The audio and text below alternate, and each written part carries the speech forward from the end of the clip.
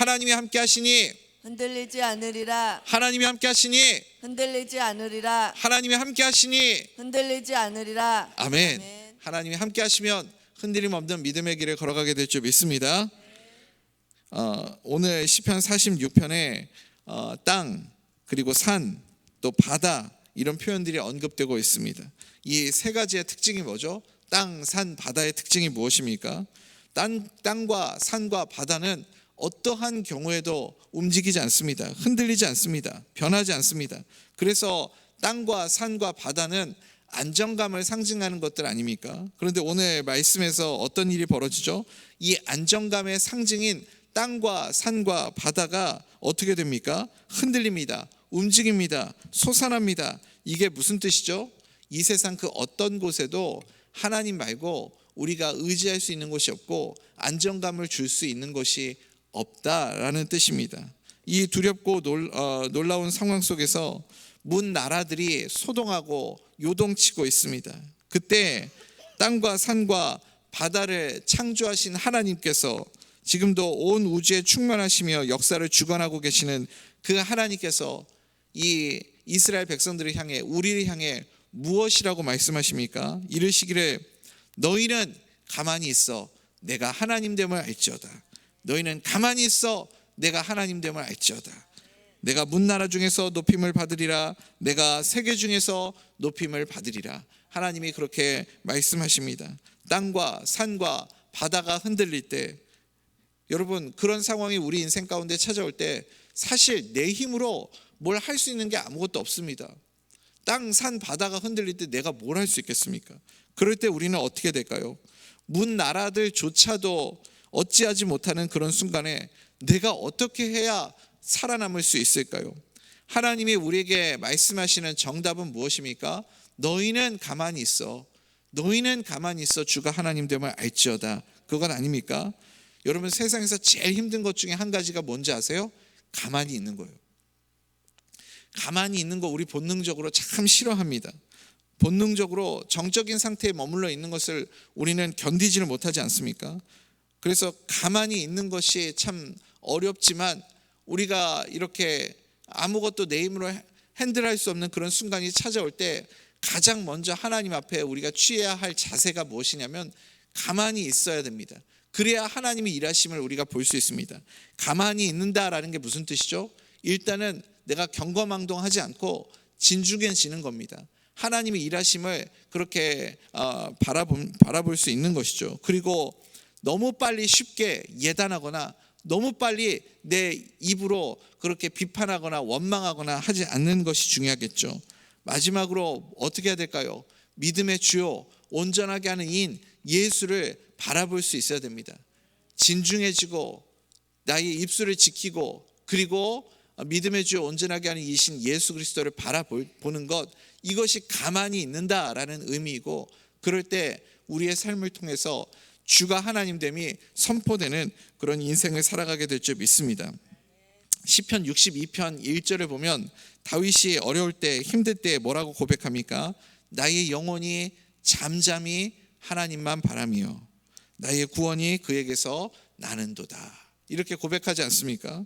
진중하게 잠잠히 우리의 시선을 하나님께 향하게 될 때 내 인생 앞에도 내가 어찌하지 못하는 산, 땅, 바다 이런 감당할 수 없는 시련 앞에서도 우리의 아버지 되시는 하나님께서 우리의 삶 가운데 은혜 베풀어 주실 줄 믿습니다.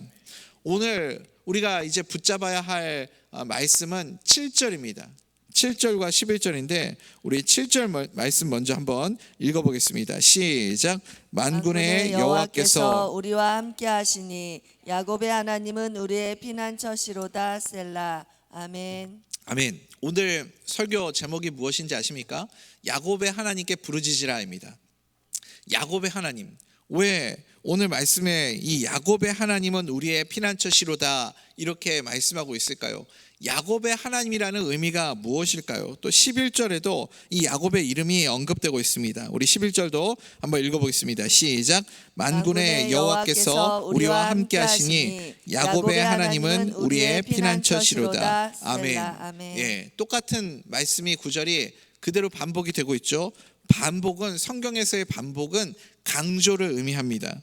왜 하나님은 이 야곱의 하나님으로 이렇게 고백 받으시는 걸까요?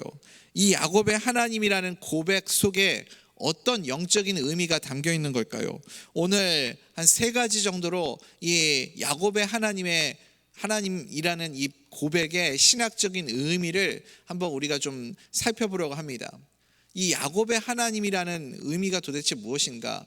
첫 번째는 야곱의 하나님이라고 부르는 것을 왜 우리는 이렇게 좋아할까? 이스라엘은, 그리고 우리는 왜 이렇게 야곱의 하나님이라고 부르는 것을 좋아할까? 또 두 번째는 무엇이냐면, 그러면 우리가 야곱의 하나님이라고 부를 때 하나님은 어떻게 반응하시는가? 하나님은 야곱의 하나님이라고 불려지는 것을 어떻게 여기시는가? 이게 두 번째 질문이고요.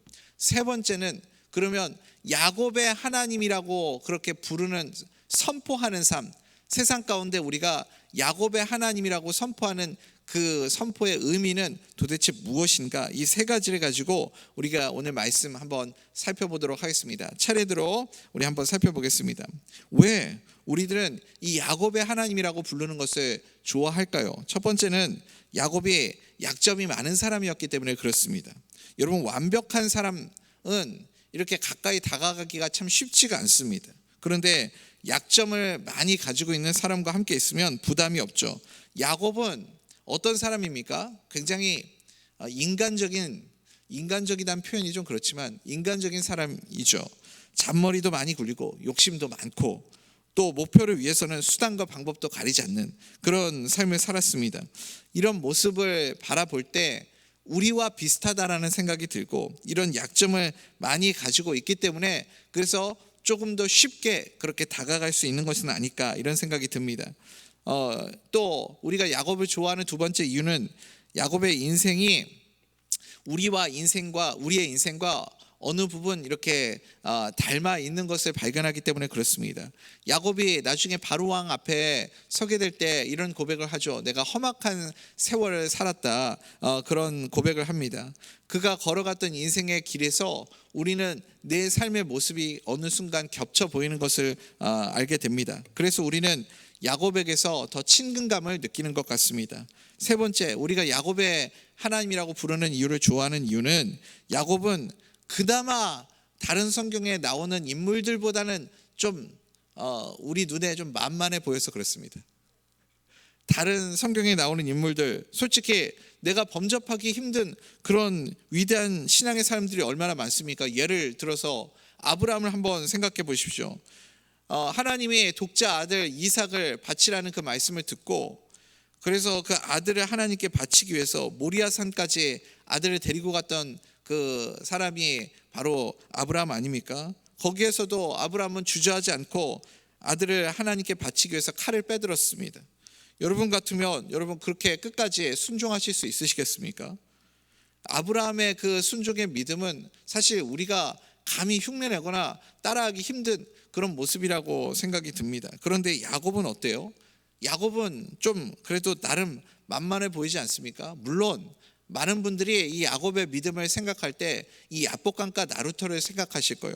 거기서 하나님을 붙잡고 끝까지 하나님을 놓치지 않고 한독뼈가 부러질 때까지도 그렇게 하나님과 끝까지 씨름하였던 그 모습이 야곱의 믿음의 표현이라고 할 수 있습니다. 그 야곱이 끝까지 하나님과 붙들면서 하나님과 씨름하였던 그것이 상당히 대단하고 위대한 믿음의 모습이라는 것은 인정합니다. 그렇지만 여러분 한번 생각해 보십시오. 지금 에서가 나를 죽이기 위해서 400명의 군대를 끌고 다가오고 있다. 그런 절박한 상황 가운데 있다면 여러분, 우리도 하나님께 매달리고 하나님께 그렇게 끝까지 하나님의 손을 놓지 않는 그런 모습을 갖지 않았을까요? 그런 절박한 상황 속에서 하나님께 매달렸다라는 것이 다른 아브라함이나 다른 믿음의 위인들보다 더 대단하다 이렇게 느껴지지는 않죠. 그래서 많은 사람들이 하나님의 이름을 부르면서 야곱의 이름을 언급하는 것은 아닐까, 이런 생각이 듭니다. 왜냐하면 야곱은 나와 가장 많이 닮아 있는 인물이기 때문에 그런 것이죠.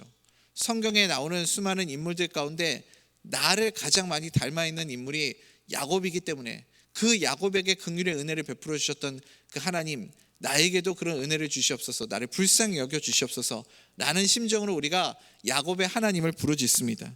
그런데 하나님은 그렇게 야곱의 하나님이라고 부를 때 하나님은 어떻게 반응하시는가? 하나님은 야곱의 하나님이라고 불려지시기를 기뻐하십니다. 믿으십니까? 왜 그럴까요? 첫 번째, 하나님은 약한 자를 들어 쓰시는 것을 기뻐하시기 때문에 그렇습니다. 고린도전서 1장 27절부터 29절 말씀, 우리 잘 아는 말씀이죠. 한번 읽어볼까요? 시작. 그러나 하나님께서 세상에 미련한 것들을 택하사 지혜 있는 자들을 부끄럽게 하려 하시고 세상에 약한 것들을 택하사 강한 것들을 부끄럽게 하려 하시며 하나님께서 세상에 천한 것들과 멸시받는 것들과 없는 것들을 택하사 있는 것들을 폐하려 하시나니 이는 아무 육체도 하나님 앞에서 자랑하지 못하게 하려 하심이라. 아멘. 여러분, 우리에게도 약점이 있지 않습니까? 부족한 것이 있지 않습니까? 누구에게도 내가 드러내고 싶지 않은 나의 약점과 연약함이 있습니다. 그런데 하나님은 그 연약함을 들어서 사용하시고, 그리고 그 약함을 주님 앞에 가지고 나오는 자에게 하나님께서 은혜 베풀어 주시는 분이심을 여러분 믿으시기 바랍니다. 우리가 드러내고 싶지 않은 부분들, 약한 부분들, 그것을 들고 어떻게 해야 되겠어요? 야곱의 하나님을 찾으십시오. 야곱의 하나님께 부르짖으십시오. 우리가 야곱의 하나님을 부르짖을 때마다 하나님은 우리에게 찾아오셔서 우리의 약함을 강하게 해주시고 우리의 부족한 부분을 채워주시고 그리고 우리에게 은혜 베풀어 주실 줄 믿습니다. 하나님이 야곱의 하나님이라고 기뻐하시는, 야곱의 하나님이라고 불려지시기를 기뻐하시는 이유 두 번째는 무엇이냐면, 한번 하나님이 택하신 하나님의 자녀들은 하나님이 절대 포기하시지 않기 때문에 그렇습니다. 야곱을 하나님이 선택하셨죠. 야곱을 하나님이 선택하셨기 때문에 하나님은 그 야곱을 포기하지 않으시는 겁니다. 전적인 하나님의 주권으로 야곱이라는 인물을 선택하셨고, 그리고 그의 인생 가운데 하나님이 깊숙하게 그렇게 개입하시는 것을 볼 수 있습니다. 야곱이 곁길로 가고 하나님의 말씀을 붙잡지 않고 자기의 머리와 자기의 그런 꾀를 의지하면서 엉뚱한 길로 갈 때도 하나님은 야곱을 결코 버리시지 않았습니다.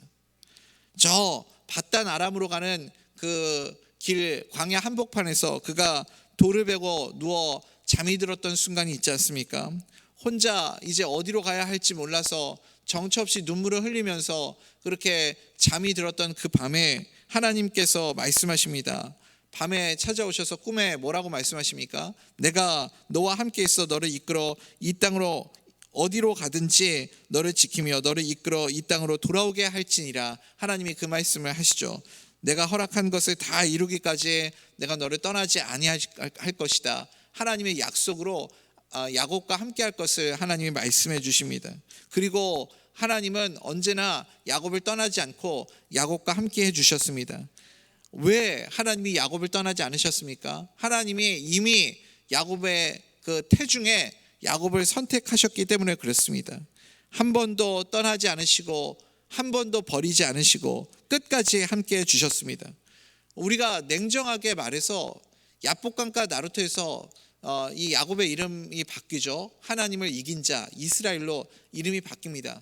그렇지만 사실 야곱이 정말 하나님을 이겼습니까? 여러분 그렇게 생각하세요? 야곱이 하나님을 정말 이긴 걸까요? 그게 아니죠. 반대죠. 하나님이 져 주신 거죠. 하나님이 져 주신 것 아닙니까? 하나님이 이 야곱을 포기하지 않고 야곱에게 긍휼의 은혜를 베풀어 주시기 위해서 사랑하는 야곱을 끝까지 포기하지 않고 져 주신 겁니다. 긍휼의 은혜를 주시기 위해서요. 이것이 야곱의 하나님이라는 그 표현 속에 담겨져 있는 신학적인 의미이죠. 하나님은 약한 우리를 절대로 버리지 않으시고 한 번 택한 우리를 끝까지 지켜주시고 인도하시고 그리고 우리의 삶 가운데 간섭해 주심을 여러분 믿으시기 바랍니다. 우리가 이 하나님을 전적으로 신뢰한다면 언제나 우리는 야곱의 하나님을 선포하는 삶을 살아가야 할 줄 믿습니다. 야곱의 하나님을 선포한다. 다른 표현으로 하면 주가 하나님 됨을 알지어다. 이 표현과 같은 의미입니다. 우리가 우리의 삶 가운데 어떻게 해야 주가 하나님됨을 선포하고 야곱의 하나님을 선포하는 삶을 살아갈 수 있을까요? 어떻게 해야 그 하나님을 선포하는 삶을 살 수 있을까요? 다윗은 예배를 통하여 주가 하나님됨을 인정하고 그리고 야곱의 하나님을 선포하였습니다. 예배가 바로 그 길이죠. 우리 시편 96편 7절, 8절, 9절 말씀 한번 읽어볼까요? 시작. 만국의 족속들아 영광과 권능을 여호와께 돌릴지어다. 여호와께 돌릴지어다. 여호와의 이름에 합당한 영광을 그에게 돌릴지어다. 예물을 들고 그의 궁정에 들어갈지어다. 아름답고 거룩한 것으로 여호와께 예배할지어다. 온 땅이여 그 앞에서 떨지어다. 아멘. 그러니까 우리가 주가 하나님됨을 이렇게 세상에 선포하는 방법은, 다른 말로 하면 야곱의 하나님을 선포하는 방법은 하나님 앞에 나와 예배하는 것입니다. 예배자가 될 때 주님이 나의 하나님됨을 온 세상이 알게 될 줄 믿습니다. 두 번째, 우리가 이 야곱의 하나님을 선포하는 방법, 주가 하나님됨을 인정하고 선언하는 방법은 무엇입니까? 복음을 전하는 것이죠.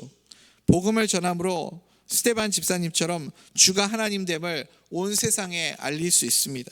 복음을 전하다가 스데반 집사님이 그 돌무더기에 장사 지낸 바 되었지만 마지막 순간까지 이 스데반 집사님은 마지막 이 천국에 가게 되는 잠드는 그 순간까지도 주가 하나님됨을 그렇게 알리지 않았습니까? 그때 어떤 일이 일어났어요? 하늘이 열리고 하나님의 영광이 그 가운데 가득 차게 되는 것을 그가 바라보며 마지막 최후를 맞이하지 않습니까? 복음을 전할 때 주가 하나님됨을 우리가 선포하게 될 줄 믿습니다. 이제 말씀 맺겠습니다. 오늘 우리가 야곱의 하나님이라는 의미에 대해서 신학적으로 한번 살펴보았습니다. 사랑하는 우리 대전교회 성도님들, 야곱의 하나님을 날마다 부르십시오. 야곱의 하나님을 선포하십시오. 그리고 오늘 이 아침에도 이 야곱의 하나님을 부르짖으며 주님 앞에 나아가기를 원합니다. 야곱은 우리와 가장 많이 닮아 있는 인물 아닙니까? 그 야곱에게 긍휼을 베풀어 주셨던 하나님이시라면 우리의 삶 가운데도 반드시 긍휼의 은혜를 베풀어 주실 줄 믿습니다. 하나님은 택하신 야곱을 절대 포기하지 않으시고 끝까지 함께 해주셨습니다. 우리도 그 야곱의 하나님을 부르짖으면 하나님이 기뻐하시고 그리고 우리와 끝까지 함께 하시고 나의 약함을 들어 하나님의 강함을 드러내 주실 줄 믿습니다. 그리고 온 땅 가운데 그 야곱의 하나님을 선포하는 삶을 살아가시기를 간절히 소원합니다. 주가 하나님됨을 알지어다. 우리의 삶 가운데 예배로 복음 전도로 그렇게 주가 하나님됨을 날마다 증거하는 삶을 살아가는 하나님의 자녀들 다 될 수 있기를 간절히 소원합니다.